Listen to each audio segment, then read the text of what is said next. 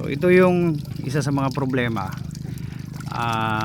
challenge ng mga mangingisda dito kapag merong mga tinatawag dito na tubi-tubi. Hindi ito yung kulay green ha.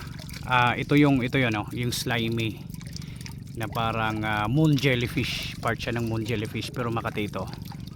Ayan oh. Yan yung mga parang slimy na kulay puti. Yan yung tubi-tubi. Every time na present tong tubi-tubi is nawawala yung mga isda. So ito yung mga isa sa mga problema ng mga mangingisda at saka magtataba dito, dahil wala silang nahuhuli every time na merong tubi-tubi na present. So sobrang dami nito, sobrang dami. So makakailang sibot ito mamaya na puro tubi-tubi lang.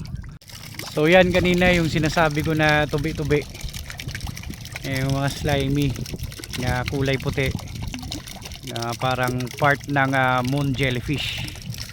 So makati yan. Yan yung salot sa mga mangingisda.